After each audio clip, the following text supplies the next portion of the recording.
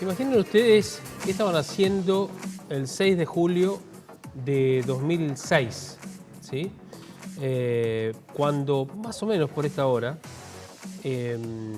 bueno, cada uno hacía lo suyo, pero pocas horas después se conoció un hecho que realmente causó una conmoción muy grande en la ciudad de Buenos Aires, y es en la avenida Cabildo del 1700, donde un grupo de personas caminaba tranquilamente por allí y se vio alterado esa tranquilidad del caminar, del pasear, de ir de compras, volver a casa o salir por alguna necesidad, cuando alguien tomó su arma y empezó a disparar a mansalva. Eso provocó la muerte, el homicidio, de Alfredo Marcenac, de 18 años, que estaba transitando justamente allí, en Cabildo al 1700. Lo que van a ver ustedes ahora es un resumen de lo que ha ocurrido en aquella oportunidad y que hoy se recuerda y se pide justicia a 15 años. Que usa armas es una sociedad que está dispuesta a matar. Y el 6 de julio del 2006 iba nuestro hijo Alfredo con dos amigos caminando por la avenida Cabildo, y una persona que venía caminando de frente se dio vuelta, sacó un arma y empezó a disparar. El tiroteo se desató sin motivo alguno en una de las cuadras más comerciales de Belgrano. Disparó indiscriminadamente. ¿Quién disparó? ¿Cómo disparó? ¿Con qué disparó? Y lamentablemente Marcenac Alfredo, este chico de 18 años que acaba de fallecer. Cuando lo detienen, le encuentran el arma con la cual había asesinado a Alfredo. Declaré inimputable a Martín Ríos. Qué triste que esta sea la justicia que nosotros tenemos. La muerte de Alfredo significó una gran conmoción, pero también un fuerte impulso a querer hacer algo. Hoy desarma el fuego. Son referentes de la cultura de la no violencia. Estaban detrás de una ley que cambió la forma de pensar con respecto a las armas en la República Argentina. Tratar de construir una sociedad con menos armas y desalentar la resolución violenta de conflictos. En el aire, hoy nadaré por ese mar. El criminal número 26 consideró de alguna manera inocente por inimputabilidad justamente a Martín Ríos, que fue el tirador serial, que no solamente hizo lo propio allí, sino también en otro sector de Belgrano también. Se ocultó inclusive también, después bueno, fue detenido, con una tarea muy ardua, por supuesto, de la Policía Federal en ese momento, y donde después de que el tribunal considerara esto, obviamente, los abogados patrocinantes de la familia Marcenac, el fiscal, apelaron ante la Cámara, y la Cámara confirmó lo mismo que habían dicho el tribunal. Después, a posteriori, también la justicia lo que resolvió es que sea internado en un neuropsiquiátrico de la cárcel. Pero obviamente lo que buscan los padres es justicia y que además sea imputable, porque además el Estado falló también en esta cuestión. ¿Por qué? Porque no tenía control sobre las armas, o había un desgobierno en el control de las armas. Por eso estamos en comunicación con Adrián Marcenac, que es el papá de Alfredo. Hola Adrián, buenas tardes, ¿cómo le va? Hola Javier, buenas tardes, ¿cómo estás? Gracias por atendernos, ¿no? ¿Dónde está usted ahora? ¿En Necochea o está acá en Buenos Aires? No, estamos en Necochea, donde vivimos. Donde son ustedes oriundes también allí. Bueno, me imagino que para ustedes cada día, no cada año, es duro, ¿no? Y sobre todo cuando tienen que seguir o cuando siguen pidiendo justicia, ¿no? Sí, para nosotros hoy no es diferente de ayer ni va a ser diferente de mañana. Lo único que nos permite el paso de los años es transformar ese dolor agudo, desgarrante, que te choquea en su momento, acostumbrarte a sobrellevarlo, pero siempre es el mismo dolor. Es como un dolor crónico que está ahí permanentemente, pero no es menor que el de hace 15 años.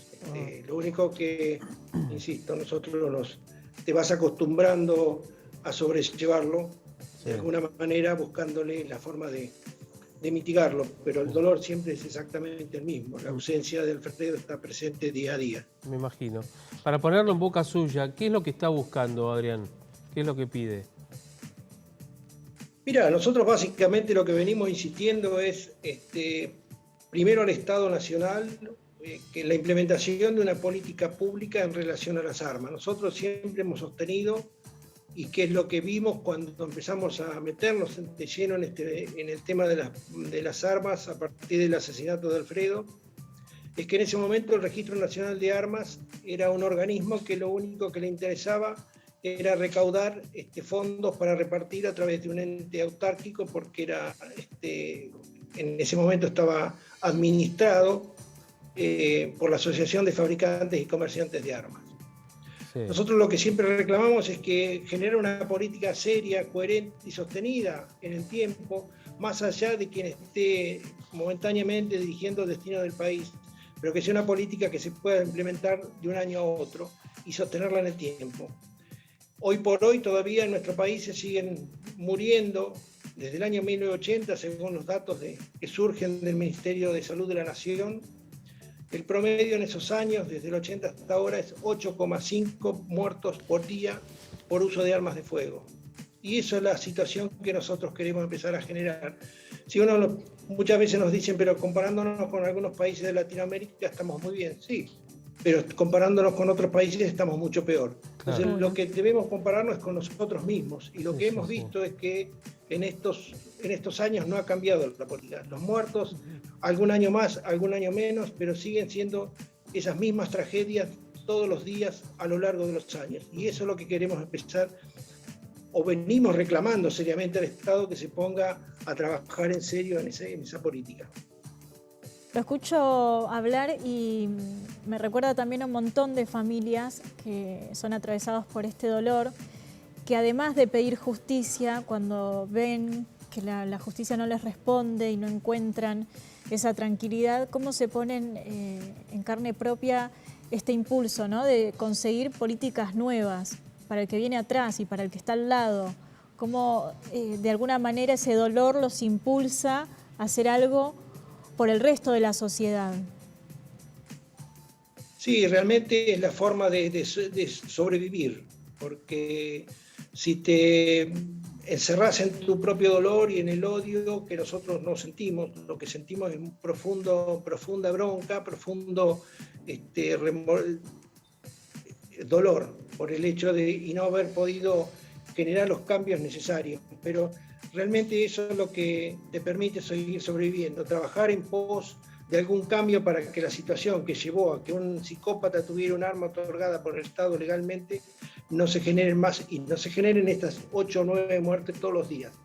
Porque nosotros insistimos, cuando fue el hecho de Alfredo, durante 15 o 20 días, el hecho exclusivo en todos los medios nacionales era la muerte de Alfredo. Sí, pero se olvidaron que en esos 15 o 20 días, todos los días murieron 8 personas más. Y eso es lo que hay que empezar a visibilizar. Esos invisibilizados que todos los días generan estas tragedias que destrozan familias, y no solamente de la persona que muere, sino también del que mata, porque hay que ponerse en cada uno de los lugares. Las madres son siempre las mismas, así sea el hijo el que muere o el hijo el que mata. Las situaciones trágicas generan estas situaciones y es lo que hay que empezar a generar conciencia de que hay algo que hacer para cambiarlo. Uh-huh. Ahora, yo digo, por un lado, porque Ríos no solamente, bueno, en este caso mató a su hijo, pero también hirió a otras personas y también siguió el derrotero. Si yo mal no recuerdo, yo he cubierto esa nota también, sobre Kramer, creo que también había atacado un colectivo y una pareja que estaba en una confitería en una esquina, vidriada, me acuerdo, ¿no es cierto? Sí, el hecho del asesinato de Alfredo fue el cuarto. El primero fue en Olazábal, que tiroteó a un micro de la línea 67. Siempre fue en situaciones donde veía algo que él no tenía. Sí. En este caso, el colectivero, como en un acto de amabilidad, lo dejó pasar. Cuando él venía con la bicicleta amarilla, cuando pasó le disparó al micro. El Kramer y Juramento, a media cuadra de donde vivía, en la confitería Balcarce, había la chica Sabrina Sangiao, estaba con su novia en la vidriera, les disparó a ellos específicamente. Sí. Después también le disparó al tren de Belgrano R, ahí en el puente cerca de la casa. Sí. Y el cuarto hecho fue el de Alfredo, que también, una tarde preciosa de invierno, Alfredo venía riéndose con sus amigos, disfrutando de esa tarde. Eso es lo que odiaba a él. Por eso nosotros sostenemos que este era un psicópata. Claramente toda su historia fue así, un psicópata que odió a los demás, a los que tenían amistades, que sentían placer y que sentían amor. Esa fue la situación de este asesino. Y sostenemos nosotros que el Estado tampoco se hizo cargo, sí, porque si bien la policía investigó, en los momentos la detención fue totalmente casual. Los caminos de la investigación iban por otro lado, no iban por el lado donde lo detuvieron. Y en los hechos anteriores también, como no hubo muertos, se pasó quedó como un NN. De hecho, a Sabrina Sangiao la investigaron a ella diciendo que era una cuestión de algún hecho pasional. Sí, tal cual, y realmente la víctima fue investigada como si fuera culpable de la situación. Y eso es lo que nosotros siempre hemos reclamado. Adrián, sí. ¿Cómo fue que lo detuvieron? Porque yo me acuerdo que tuve que ir una vez a una cancha de tenis en la zona norte del Gran Buenos Aires, creo que fue, no sé si fue Martínez. No, mira, a él lo detuvieron en Bunro. La madre vendía ropa en su casa, así que iba a comprarla ahí a una fábrica en Bunro. Él la acompañaba en el auto. Y estaba en el estacionamiento. Él se bajó del auto y dejó la llave dentro, y justo como no podía abrirla, se puso a orinar al lado de la puerta del auto. Pasó una persona de seguridad del estacionamiento y le preguntó qué estaba haciendo, y él empezó a correr.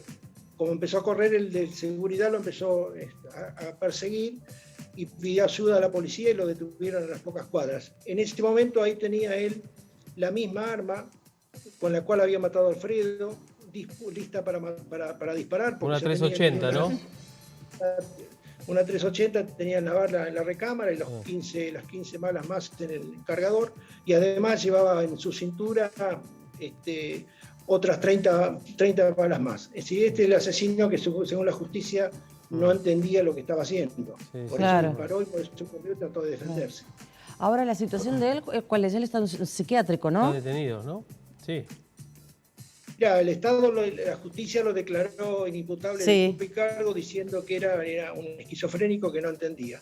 Y le dictó una medida de seguridad. Hoy por hoy está en la unidad psiquiátrica de Seiza, en el sistema Prisma. Sí. Es un sistema que trabajan en conjunto distintos profesionales, psicoterapeutas, y está allí. Pero periódicamente van pidiendo nuevamente la solicitud del pase a un régimen semiabierto. De hecho, nosotros hemos sostenido y los hemos visto a la gente del Prisma en los juicios donde declararon, siempre lo vieron como no como un asesino, sino como un pobre chico enfermo que no sabe lo que hace.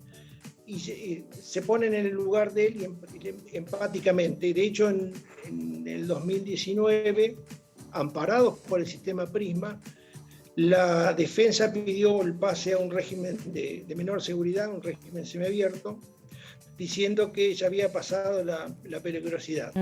El juez de ejecución penal en ese momento le pidió al cuerpo médico forense que hiciera una nueva pericia, y el cuerpo médico forense fue muy explícito y contundente. Dijeron que de ninguna manera esta persona podía pasar a un régimen semiabierto porque no había disminuido en nada su peligrosidad. Claro. Esa es la situación. Nosotros, el juez rechazó el pedido, la defensa recurrió a casación, y bueno, en el medio de la pandemia todavía estamos esperando la resolución de casación. Claro, porque lo que pedía Prisma es el régimen semiabierto es para algunas salidas, obviamente.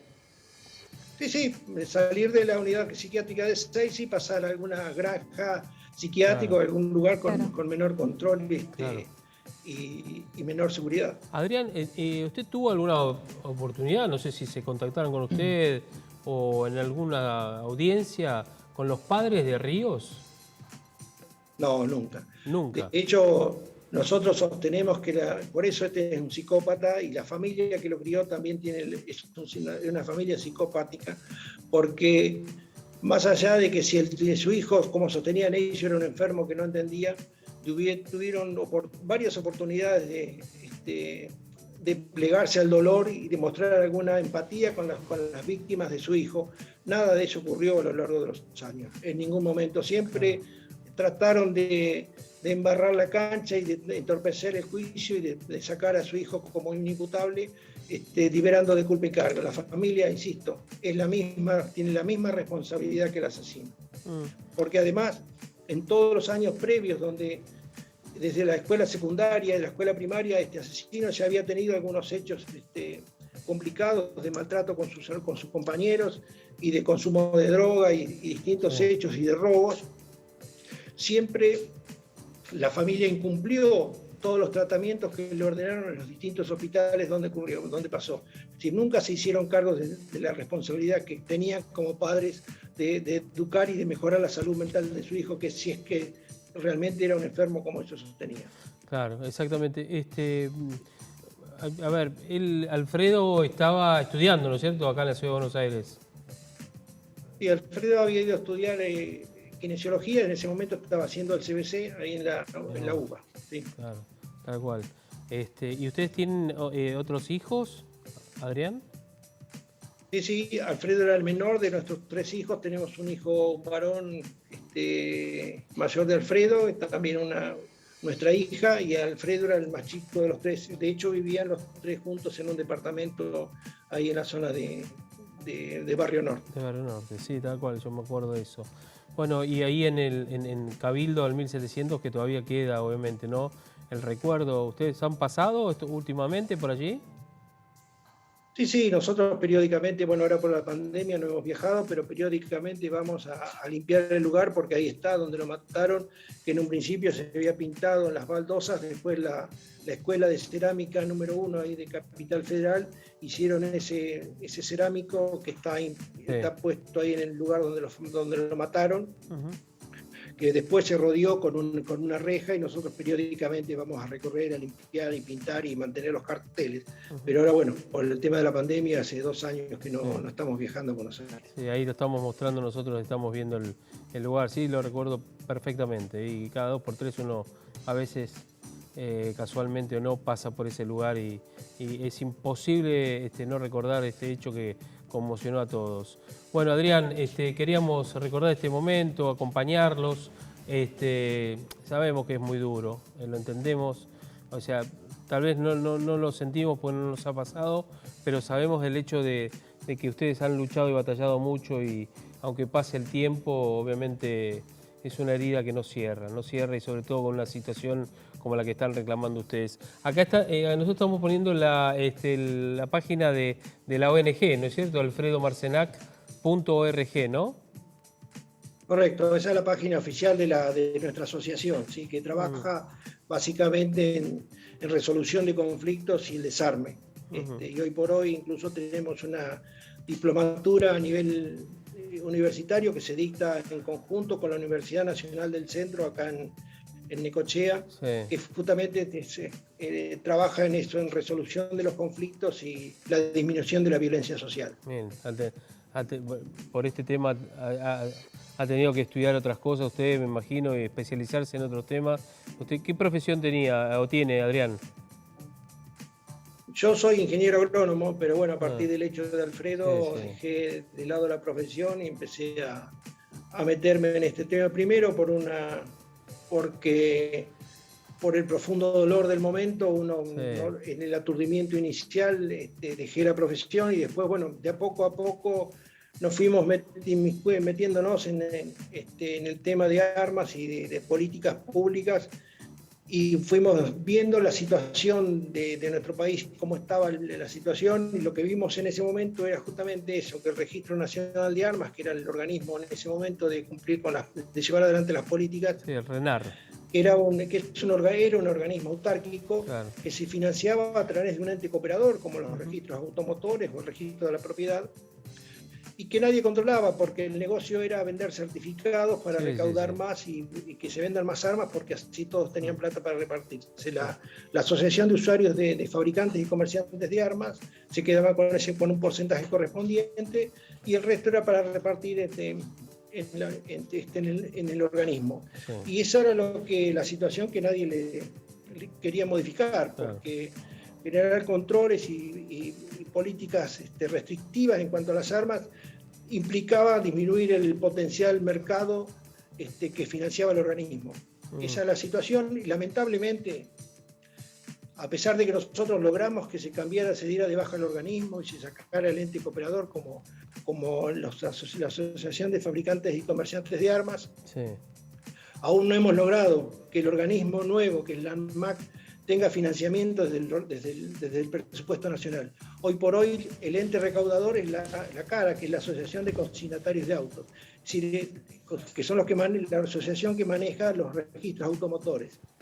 Esa es la situación y este es lo que venimos reclamando, por eso estos aniversarios sirven para eso, para lograr generar un cambio y que el Estado cumpla con lo que dice la ley. La ley fue clara cuando se creó la ANMAC, de crear un organismo que era autárquico y financiado desde el presupuesto nacional con una partida específica.